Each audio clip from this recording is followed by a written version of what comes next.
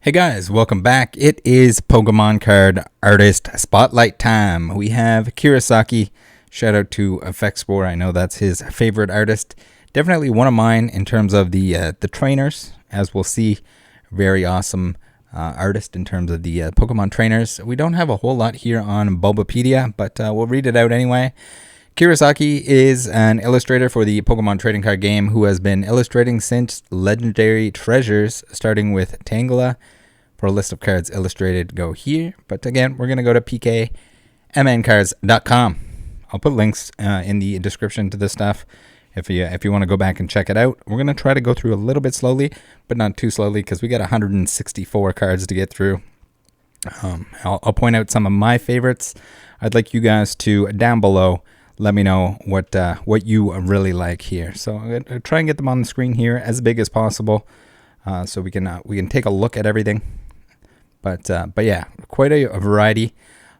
Personally, I have a soft spot, you guys know this, for any of the Pokemon cards that have trainers, gym leaders, etc. in the artwork. This artwork here, no exception here. We got the Jessie down below. Very, very cool.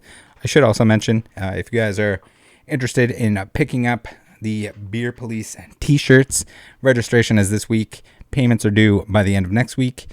And it's kind of like a one-time thing, just like that. The hats, not saying there will never be a hat again, or that the design might be tweaked or something like that. But I think it's pretty cool to have it a one-time only thing. So that'll be in the description as well. Check that out. There'll be all kinds of information down there. All kinds. So I think it's probably pretty fair to say that kirisAki she's the queen of full art trainers. I don't know if there's anyone that is better in full art trainer department here. We got Avery. We're going to see a lot of these. And I think the Pokemon company is definitely taking advantage of her skill set with these. The Pokemon, don't get me wrong, a lot of very awesome Pokemon artworks as well. But the trainers themselves, or when there's a mixture of trainer and Pokemon, I think that's where kirisAki really shines. So we have here, like, look at that bug. That is a badass bug catcher. It's just well done. It looks like Pokemon art. It feels like Pokemon art. It's also nice, vibrant, cartoony the way that it should be. Just awesome. I don't know if anyone could do a better bug catcher than that, but if they can, they should probably also be in there. So we got some shinies. We got a whole lot of the new stuff. We got the Chinchino. We got the Corviknight, Corvisquire. I do love also super bonus points for any of the evolution lines that are done by the same artist with the same theme. So these ones here, even though everyone kind of got burnt out by seeing them in every pack of celebrations ever, you're pretty much guaranteed to get the Cosmome, the Cosmog, or the Solgaleo, and Lunala cards mixed in every now and then. The odds are you're going to get one of the four, but really awesome here. We got Lily, and we got the evolution line. This almost reminds me of, there's the Charizard that's like growing up with the boy, like the families that are growing up around the Pokemon as it evolves.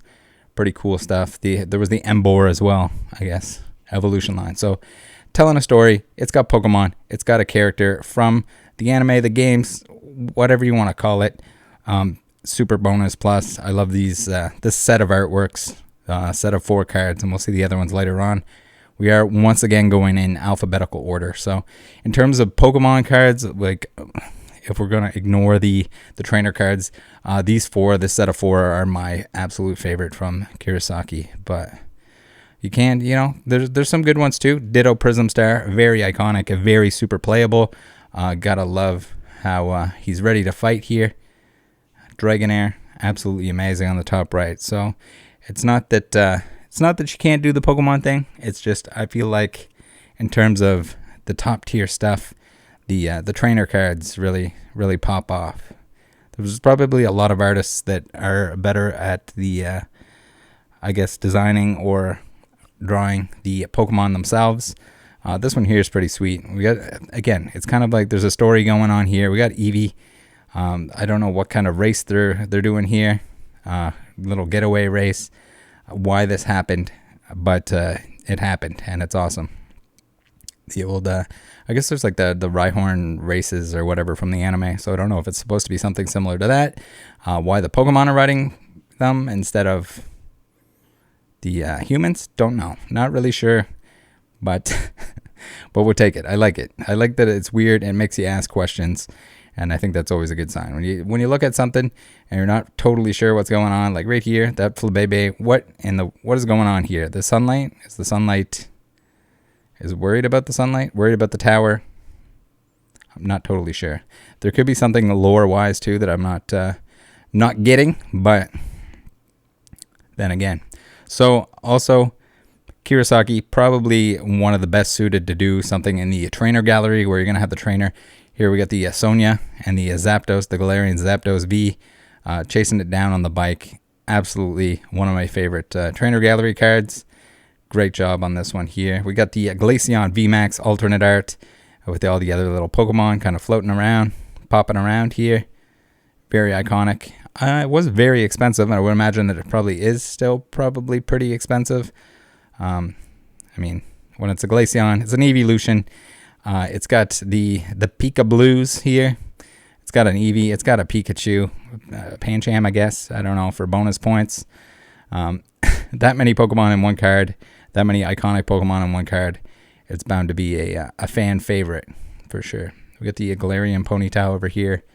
Very cute. I know there's a lot of people that like the Galarian Ponyta and Rapidash. All the My Little Pony fans. The Gourgeist here. Looking cool. Greedent. Unfortunately, there's no kirisAki Mawile, but there is a Hatterene. This is definitely my favorite Pokemon from Sword and Shield, and a very well done artwork of it there. We have the Arita. Very, very cool. Very iconic. Very expensive, because also playable. Female trainer card. You got to imagine it's going to have a price tag to go with it, but very well done. The art style perfectly fits Pokemon. Same with the Karina here. This is a smaller artwork, so probably gets a lot less attention. Again, she really likes to put the trainers in there. Whether or not that's something that's intended or not, or asked of the artist, or just kind of up to the artist. It seems like it might be up to the artist a little bit. We got Misty here swimming above. I'm assuming that's Misty. And then got the Lapras down below. Very, very cool. So here's the Lunala from that set of 4 cards from Celebrations. It's kind of a shame that the Pikachu head is on the artwork itself. I feel like these could have been full art cards, or like trainer gallery of some sort. Just extend the art out. Some pretty iconic scenes. Almost feels like it a little throwback to the Cosmic Eclipse stuff. Very cool. This Lucario is pretty awesome as well. Again, bonus points for the other Pokemon here. Whatever kind of battle is happening or about to happen. Really, really cool. All right, so we're getting into some more of the very iconic full art trainers. The Mallow and Lana, love that. Perfect style, matches the Pokemon style very, very well. It still has that kirisAki touch or flavor to it, but still very, very well done. Very suitable. So almost like the polar opposite of like the PTCGL or the PTCGO characters, how they don't feel like Pokemon. But kirisAki full art trainers, they do. Full art trainers, regular trainers, whatever. The art style just fits Pokemon very, very well. Here we got Marnie, super, super iconic, super playable.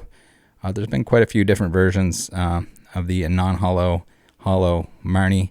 I remember when Marnie came out in Sword and Shield base, it was extremely hard because everyone wanted Marnies for their deck. So the hollows that weren't probably not even 1 per box, they might have been like 1 in 2 boxes or something like that. Extremely expensive and hard to find at the beginning. Rightfully so, but then we got some theme decks. We got some reprints here to ease off on that a little bit. We got the Marowak again, really awesome that we got the Team Rocket grunts in the background. Pretty cool.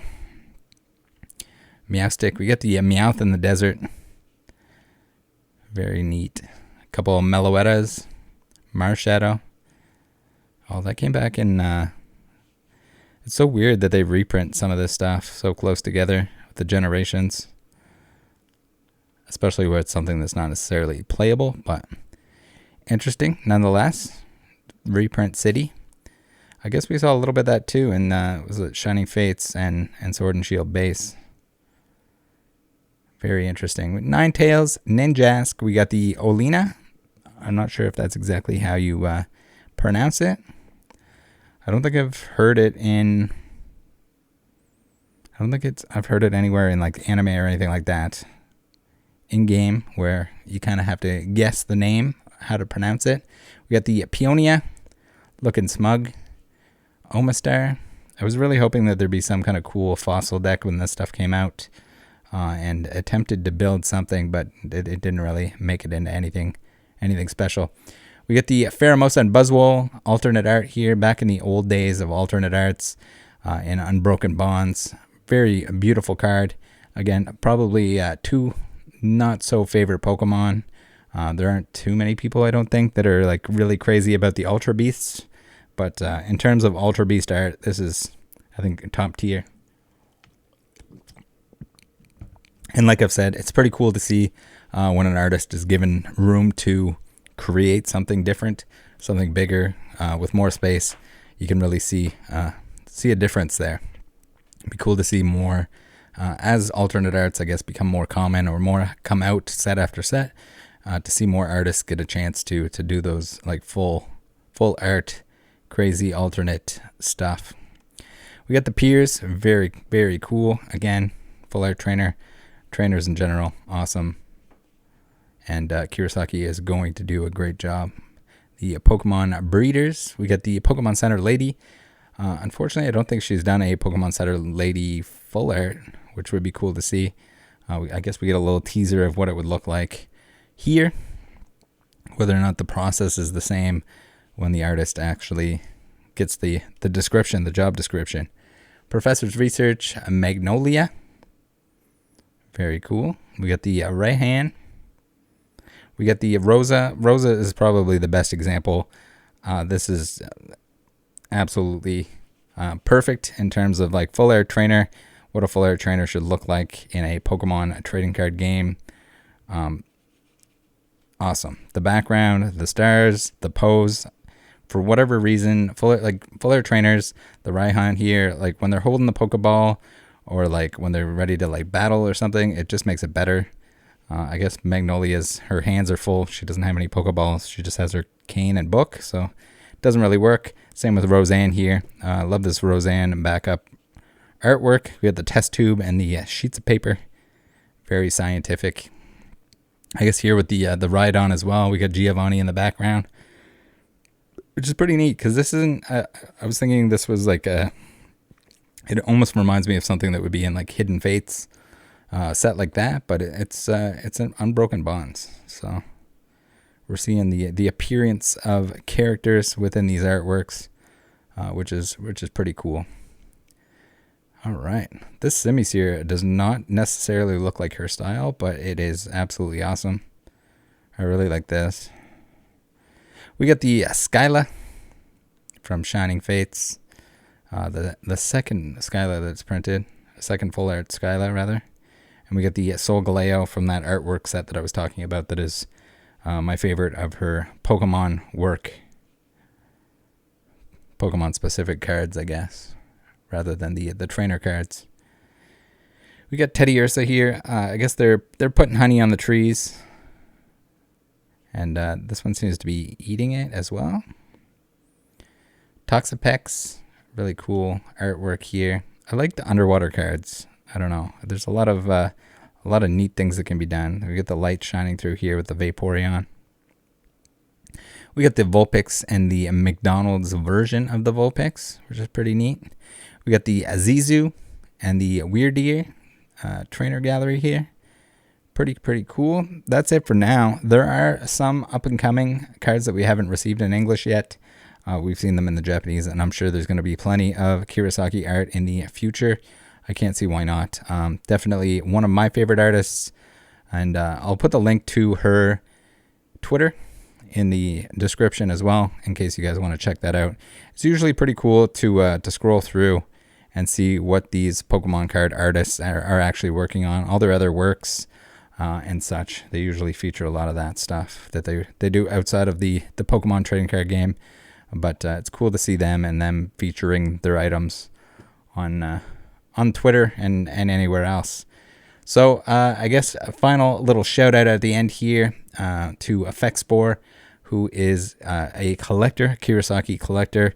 I think he has every Japanese card at this point. I could be wrong. He might be missing some. I think he has every Japanese card that was illustrated by kirisAki, and he has a list here. So I'll put a link to that as well. You guys can check that out. I think there's a few. There might be, I think he mentions there's like one that wasn't released in Japanese. I'm not sure if it was in English or what. And then I guess we had a little preview of what's to come here. We got the Volo, which is down on the bottom there. Awesome stuff, guys. Thanks for tuning in. Let me know what your favorite is. Let me know what other artists you'd like to see and featured in these videos. Make sure you join the Discord, and I'll see you next time. Bye.